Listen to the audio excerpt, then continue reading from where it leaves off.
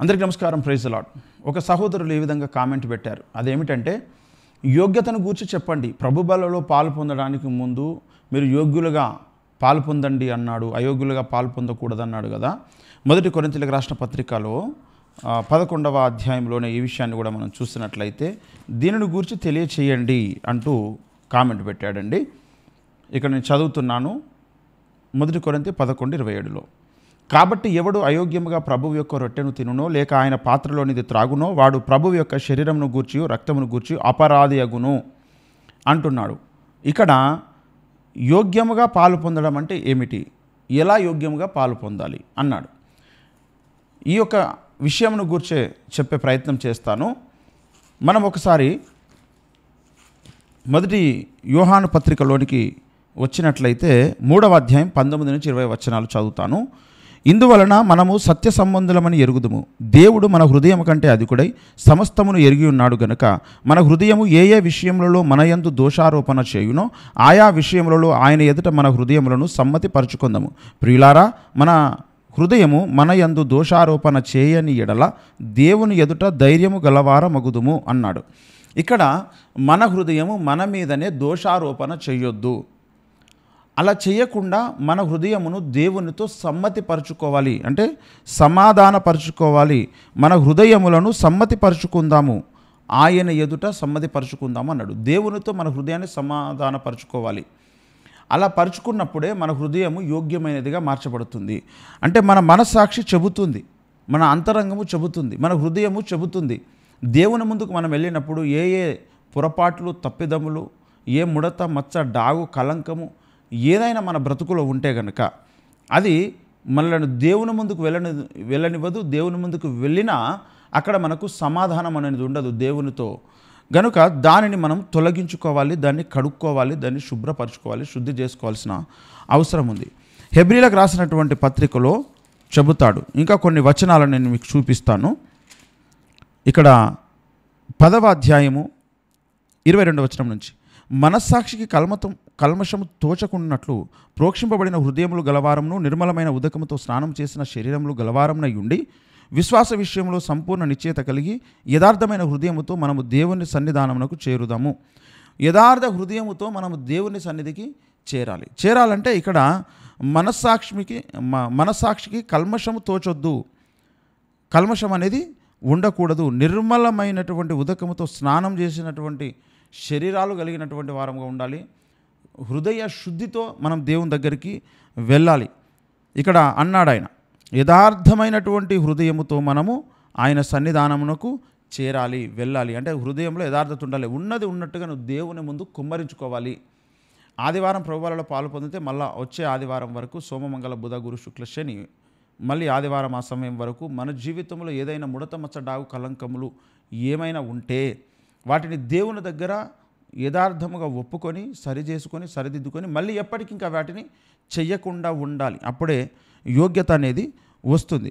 ఇంకా దీని గురించి పేతురు భక్తుడు కూడా రాస్తాడు. పేతురు భక్తుడు ఏమంటాడంటే, మొదటి పేతురు పత్రిక 3వ అధ్యాయము ఇక్కడ 21వ వచనంలో, అనగా 8 మంది నీటి ద్వారా రక్షణ పొందిరి. 21 నుంచి, దానికి సాదృశ్యమైన బాప్సం ఇప్పుడు మిమ్మల్ని రక్షించున్నది.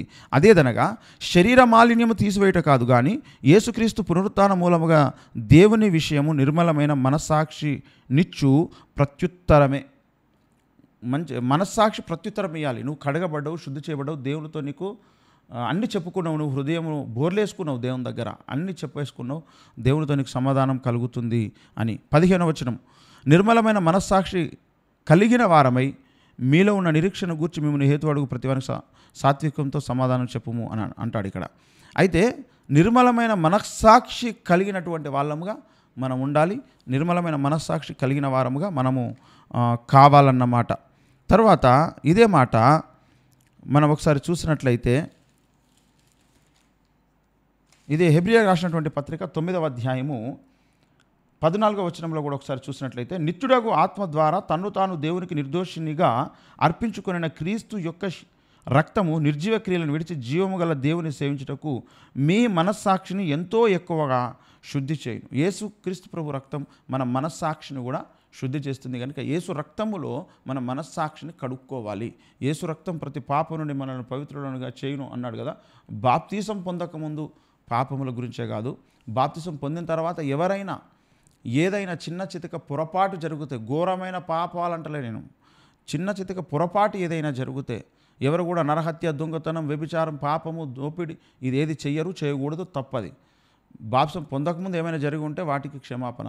బాప్సం పొందిన తర్వాత చిన్న చితక ముడత, మచ్చ, డావు, కలంకములు అని అన్నాడు.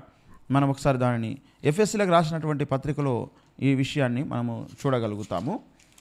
ఎఫ్ఎస్సీ రాసిన పత్రిక 5వ అధ్యాయము ఇక్కడ 25 నుంచి 27 వచనాలు కలుసున్న భాగము నేను చదువుతున్నాను. క్రీస్తు కూడా సంఘమును ప్రేమించి అది కలంకమైనను, ముడతయైనను, అట్టిది మరి ఏదైనను లేక పరిశుద్ధమైనది గాను, నిర్దోషమైనది గాను, మహిమగల సంఘము గాను ఆయన తన ఎదుట దానిని నిలువబెట్టుకునవలనని వాక్యముతో ఉదక స్నానము చేత దానిని పవిత్రపరిచి పరిశుద్ధపరచుటకై దాని కొరకు తన్ను తాను అప్పగించుకొనెను. వాక్యముతో ఉదక స్నానం జరగాలి. తర్వాత అది కలంకము కానీ, ముడత కానీ, అట్టిది మరి ఏదైనా కూడా ఉండకూడదు. అది పరిశుద్ధమైనదిగా, నిర్దోషమైనదిగా, మహిమగల సంఘముగా ఉండాలన్నాడు. మన హృదయం కూడా నిర్మలమైనదిగా ఉండాలి, పరిశుద్ధమైనదిగా ఉండాలి. అందులో ఎలాంటి కుళ్ళు, కుతంత్రము, ఈర్ష, ద్వేషాలు, కక్షలు లేకుండా ఉండాలి. అలా దానిని మనము సరి చేసుకోవాలన్నమాట దేవుని దగ్గర. అలా సరి చేసుకున్నప్పుడు మనకు దేవుడు యోగ్యతను అనుగ్రహిస్తాడు. ఇకపోతే మరొక మాట చూద్దాం. రోమిలకు రాసినటువంటి పత్రిక 2వ అధ్యాయం 15లో కూడా ఈ మాట తెలియచేస్తాడు. 2వ అధ్యాయం 15వ వచనం. అట్టివారి మనస్సాక్షి కూడా సాక్ష్యం ఇచ్చుచుండగను, వారి తలంపులు ఒకదాని మీద ఒకటి తప్పు మోపుచు లేక తప్పు లేదని చెప్పుచుండగను ధర్మశాస్త్ర సారము తమ హృదయములందు వ్రాయబడినట్టు చూపుచున్నారు.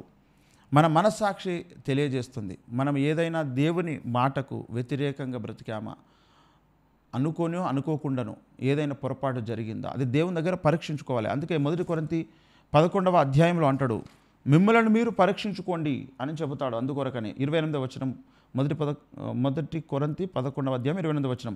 కాబట్టి ప్రతి మనుషుడు తన్ను తాను పరీక్షించుకునవలను, అలాగు చేసి ఆ రొట్టెను తిని ఆ పాత్రలోనిది త్రాగవలను అన్నాడు. పరీక్షించుకోవాలి.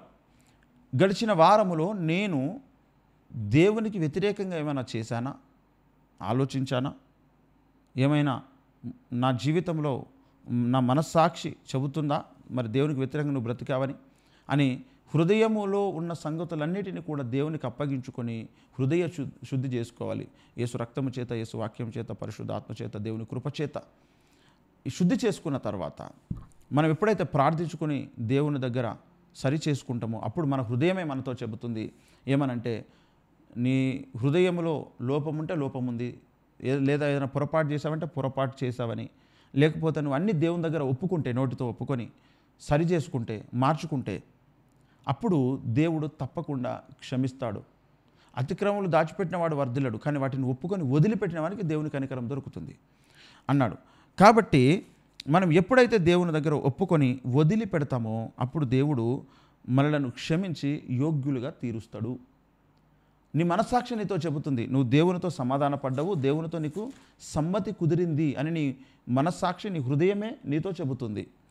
మనం ఎప్పుడైతే హృదయపూర్వకంగా దుఃఖముతో, వేదనతో మన జీవితంలో ఉన్నటువంటి పొరపాటులను దేవుని దగ్గర ఉన్నట్టుగా మనము ఎప్పుడైతే ఒప్పుకుంటామో అప్పుడు మన మనస్సాక్షి, మన హృదయం మనతో సాక్ష్యం ఇస్తుంది, నువ్వు దేవునితో సమ్మతి పొందావు అని. మొదటి మూలవాక్యాన్ని మళ్ళీ చదువుతాను. 1 యోహాను పత్రిక 3వ అధ్యాయము ఇక్కడ 19-20 వచనాల నుంచి. ఇందువలన మనము సత్య సంబంధులమని ఎరుగుదుము, దేవుడు మన హృదయం కంటే అధికుడై సమస్తమును ఎరిగి ఉన్నాడు గనక మన హృదయం ఏ ఏ విషయములలో మన యందు దోషారోపణ చేయునో ఆయా విషయములలో ఆయన ఎదుట మన హృదయములను సమ్మతి పరుచుకుందాం. మన హృదయం ఏ ఏ విషయములలో దోషారోపణ చేసిందో ఆ విషయాలను మనము దేవుని దగ్గర ఎప్పుడైతే ఒప్పుకుంటామో అప్పుడు దేవునితో మనము సమ్మతి పొందుతాము. అప్పుడు ప్రియులారా, మన హృదయం మన యందు దోషారోపణ చేయని ఎడల దేవుని ఎదుట ధైర్యము గలవారమగుదుము. దేవా, నా హృదయం ఎలాంటి దోషారోపణ చేయడం లేదు అనే స్థితిని మనము కలిగి ఉండడమే ప్రభువు శరీర రక్తములలో పాలు పొందుటకు మనము పొందే యోగ్యత. దాని గురించి ప్రభు బల్లకు ముందు ప్రతి ఒక్కరు ప్రార్థించుకొని సరి చేసుకోవాలి, తనను తాను స్వపరీక్ష చేసుకోవాలన్నమాట.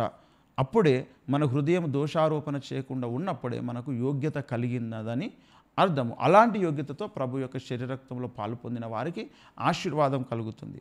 అలా ఎవరైనా అయోగ్యముగా పాలు పొందితే వారు బలహీనులవుతారు, రోగులవుతారు, వారు నిద్రిస్తారు అని కూడా లేఖనం సెలవిచ్చింది.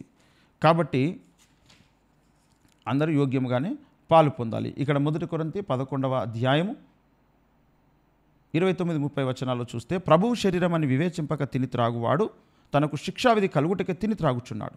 ఇందువలననే మీలో అనేకులు బలహీనులను రోగులునై ఉన్నారు, చాలామంది నిద్రించుచున్నారు. అయితే మనలను మనం విమర్శించుకునే ఎడల తీర్పు పొందకపోదుము. మనము తీర్పు పొందిన ఎడల లోకముతో పాటు మనకు శిక్షావిధి కలగకున్నట్లు ప్రభువు చేత శిక్షింపబడుచున్నాము అని ఇక్కడ చెప్తున్నాం. మనకు మనమే విమర్శించుకోవాలి, మనకు మనమే దేవుని దగ్గర సరి చేసుకోవాలి, స్వపరీక్ష చేసుకోవాలి. అలా చేసుకున్నప్పుడు దేవుడు మనకు యోగ్యతను అనుగ్రహిస్తాడు. అలాంటి యోగ్యతతో ప్రభు బలలో పాలు పొందాలి. ఇది విషయం.